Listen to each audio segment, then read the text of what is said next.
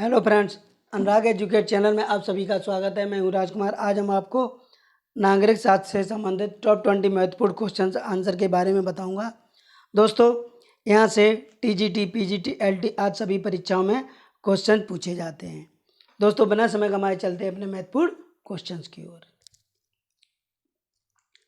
हमारा पहला क्वेश्चन है, राज्य के स्वरूप के बारे में निम्नलिखित में से कौन सही है? ए, राज्य अपने आप में एक साध्य है। बी, राज्य साध्य का एक साधन है। सी, राज्य ना साधन है ना साध्य है। डी, राज्य साधन और साध्य दोनों है। दोस्तों, राज्य साध्य और साधन दोनों है। उदारवादी राज्य को साधन मानते हैं, जबकि आदर्शवादी राज्य को साध्य मानते हैं। इसका राइट आंसर होगा डी, राज्य साधन और साध्य दोनों है। नेक्स्ट क्वेश्चन आपके सामने,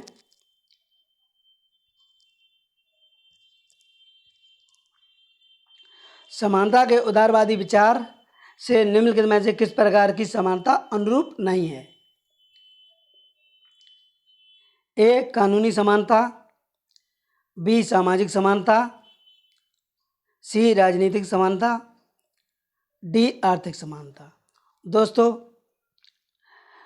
उदारवादी आर्थिक समानता के पक्षधर नहीं थे, जबकि मार्क्सवादी इसके पक्षधर थे। इसका राइट आंसर होगा डी, आर्थिक समानता। नेक्स्ट क्वेश्चन आपके सामने, ग्रीन ने स्वतंत्रता को माना है। ए, नियंत्रण का अभाव। बी, कुछ भी करने की छूट। सी, विधि का अभाव। डी, करने योग्य काम करने की क्षमता।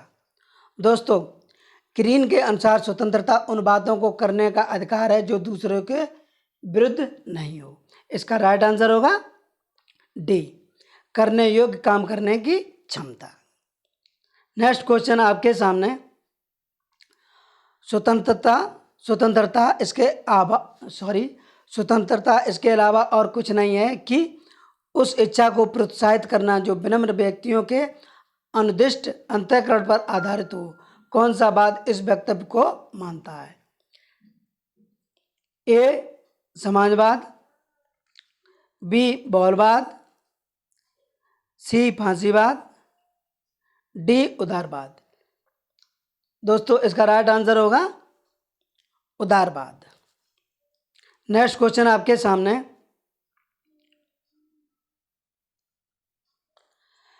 निम्नलिखित में से तीन ऐसे हैं जो एक दूसरे से मिलते हैं और चौथा कौन सा है जो इन तीनों से अलग है?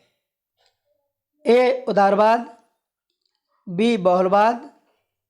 सी, व्यक्तिवाद। डी, समाजवाद।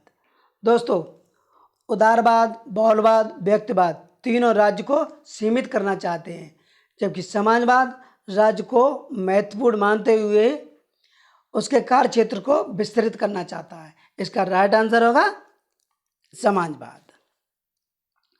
नेक्स्ट क्वेश्चन आपके सामने, पुरुष के लिए युद्ध वही है जो स्त्री के लिए मातृत्व। यह कथन किसका है?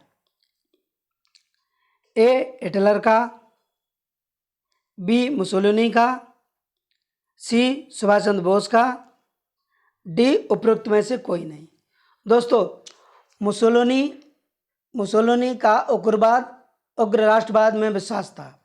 उसके अनुसार प्रत्येक राज्य को अपने हितों की साधना करनी चाहिए, चाहे इसके लिए दूसरे राज्य के हितों का बलिदान ही क्यों न करना पड़े। इसलिए विश्व शांति कभी संभव नहीं है। शांति तो एक तालाब के समान है जहां पानी ठहर कर गंदा हो जाता है और बिना युद्ध के कोई मानव जात या समाज अपना राज उत्पन्न नहीं कर सकता। मुसोलिनी के शब्दों में, पुरुष के जीवन में युद्ध का वही स्थान है जो नारी के जीवन में मातृत्व का। इसका राइट आंसर होगा मुसोलिनी। तो दोस्तों, पुरुष के लिए युद्ध वही है जो स्त्री के लिए मातृत्व। यह महत्वपूर्ण कथन मुसोलिनी का है। नेक्स्ट क्वेश्चन आपके सामने, भारतीय संसद की समितियों में सबसे महत्वपूर्ण समिति है? ए, प्राक्कलन समिति। बी लोकलेखा समिति, सी सार्वजनिक उपक्रमों की समिति, डी उपरोक्त में से कोई नहीं। दोस्तों, भारतीय संसद की समितियों में लोक लेखा समिति सबसे महत्वपूर्ण समिति है। इसका मुख्य कार्य यह देखना है कि सार्वजनिक कोष संसद द्वारा निर्धारित मानदंड के अनुसार सरकार द्वारा व्यय किया गया या नहीं। इस समिति में 22 सदस्य होते हैं, जिसमें 15 लोकसभा से तथा 9 राज्यसभा से होते हैं। इस समिति का अध्यक्ष विपक्षी सदस्य होता है। तो दोस्तों, इसका राइट आंसर होगा लोक लेखा समिति। भारतीय संसद की समितियों में सबसे महत्वपूर्ण समिति का नाम है लोक लेखा समिति। नेक्स्ट क्वेश्चन आपके सामने, संसदीय सरकार का महत्वपूर्ण लक्षण है। ए विध का शासन, बी कार्यपालिका का विधायिका के प्रति सामूहिक उत्तरदायित्व, सी संसद की संप्रभुता, डी उपरोक्त में से कोई नहीं। दोस्तों, संसदीय व्यवस्था में कार्यपालिका व्यवस्था के प्रति उत्तरदायी होती है। कार्यपालिका सत्ता में तभी तक बनी रह सकती है जबकि कार्यपालिका में उसका बहुमत बना रहता है। मंत्रिपरिषद अर्थात कार्यपालिका के सदस्य व्यक्तिगत या सामूहिक रूप से व्यवस्थापिका के प्रति उत्तरदायी होते हैं। तो दोस्तों, इसलिए इसका राइट आंसर होगा बी, यानी कि संसदीय सरकार का महत्वपूर्ण लक्षण कार्यपालिका का विधायिका के प्रति सामूहिक उत्तरदायित्व होता है। नेक्स्ट क्वेश्चन आपके सामने, भारत का उच्चतम न्यायालय ने किस मुकदमे में कहा था कि अनुच्छेद 368 के अंतर्गत मूल अधिकारों के सिद्धांत को नहीं बदला जा सकता?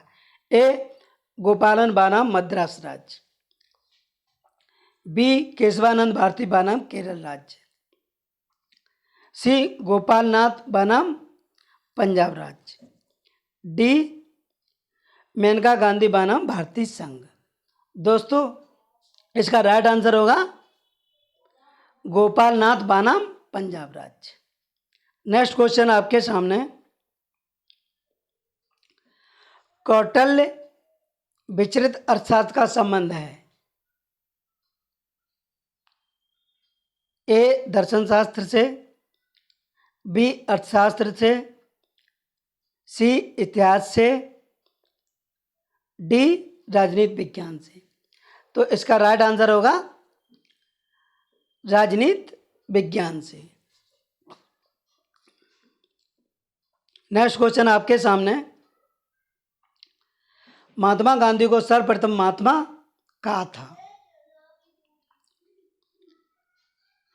ए रविन्द्रनाथ टैगोर ने, बी जयप्रकाश नारायण ने, सी सुभाष चंद्र बोस ने, डी हिटलर ने। तो इसका राइट आंसर होगा रविन्द्रनाथ टैगोर ने। दोस्तों, महात्मा गांधी को सर्वप्रथम महात्मा रविन्द्रनाथ टैगोर ने कहा था। नेक्स्ट क्वेश्चन आपके सामने, नेताजी सुभाष चंद्र बोस द्वारा आज़ाद हिंद फौज का गठन किया गया था। ए रंगून में, बी अमेरिका में, सी दक्षिण अफ्रीका में, डी सिंगापुर में। इसका राइट आंसर होगा सिंगापुर।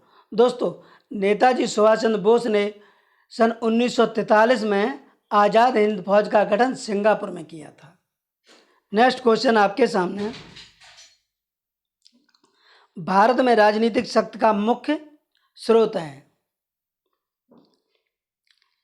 ए मतदाता, बी संविधान, सी संसद, डी संसद एवं राज्य विधानसभा।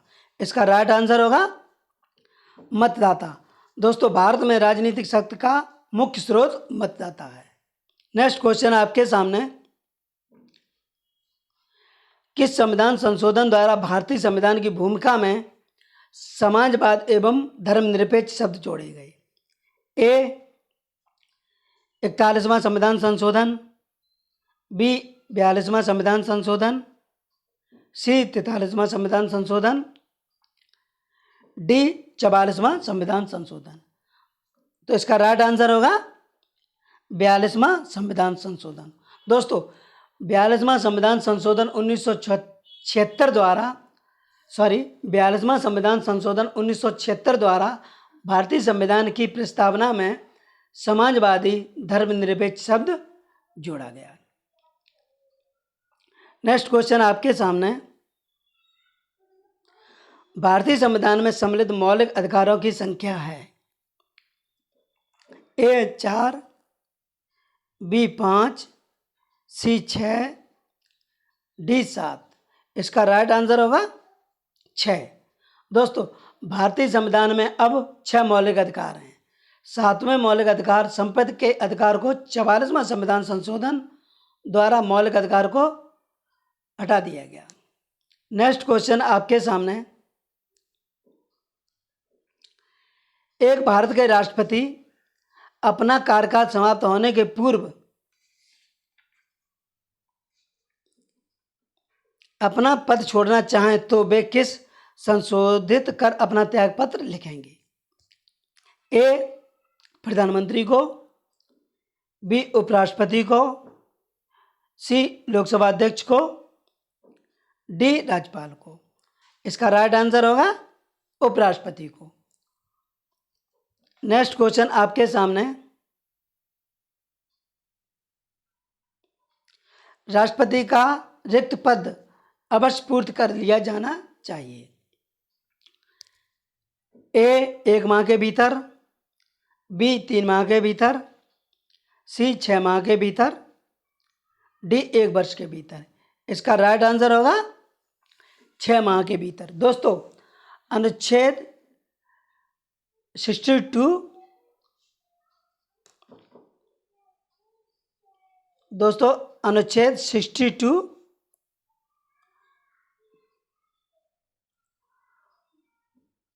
के अनुसार राष्ट्रपति को अनुच्छेद 62 के अनुसार राष्ट्रपति की मृत्यु, पदत्याग या पद के हटाए जाने का अन्य कारण से हुई उसके पद में रिक्त को भरने के लिए निर्वाचन रिक्त होने की तारीख के पश्चात यथाशीघ्र और प्रत्येक दिशा में 6 माह के बीतने से पहले किया जाना चाहिए। दोस्तों, इसका राइट आंसर होगा सी। यदि भारत का राष्ट्रपति का पद रिक्त हो जाता है तो उसे 6 माह के भीतर उसकी पूर्ति कर लिया जाना चाहिए। नेक्स्ट क्वेश्चन आपके सामने, कितने वर्ष की आयु में कोई भारतीय नागरिक भारत का प्रधानमंत्री बन सकता है? ए 18 वर्ष, बी 25 वर्ष, सी 21 वर्ष, डी 35 वर्ष। इसका राइट आंसर होगा 25 वर्ष। दोस्तों, कोई भारतीय नागरिक भारत का प्रधानमंत्री 25 वर्ष की आयु में बन सकता है। नेक्स्ट क्वेश्चन आपके सामने, केंद्रीय मंत्रिपरिषद का उत्तरदायित्व होता है ए लोकसभा के प्रति, बी लोकसभा एवं राज्यसभा दोनों के प्रति, सी भारत प्रधानमंत्री के प्रति, डी राष्ट्रपति के प्रति। इसका राइट आंसर होगा लोकसभा के प्रति। दोस्तों, अनुच्छेद 75(3) के अनुसार मंत्रिपरिषद लोकसभा के प्रति सामूहिक रूप से उत्तरदायी होती है। नेक्स्ट क्वेश्चन आपके सामने, लोकतांत्रिक विकेंद्रीकरण से तात्पर्य है ए पंचायती राज की स्थापना, बी राज्यों के पक्ष में अधिक आर्थिक विकेंद्रीकरण, सी नौकरशाही संरचना में शक्ति का विकेंद्रीकरण, डी सरकारों के तीनों अंगों में शक्तियों का बंटवारा। इसका राइट आंसर होगा पंचायती राज की स्थापना। दोस्तों, लोकतांत्रिक विकेंद्रीकरण से तात्पर्य पंचायती राज की स्थापना से है। दोस्तों, टॉप 20 श्रृंखला का ये हमारा अंतिम प्रश्न था। दोस्तों, वीडियो को मित्रों में शेयर करें, लाइक करें, वीडियो को सब्सक्राइब करें। हाँ बेल आइकन प्रेस जरूर करें, जिससे कि हम अपना नया वीडियो अपलोड करें तो उसका नोटिफिकेशन आप लोगों तक पहुंच सके। जय हिंद, वंदे मातरम। मिलते हैं नेक्स्ट वीडियो में, तब तक के लिए बहुत बहुत धन्यवाद। जय हिंद, वंदे मातरम।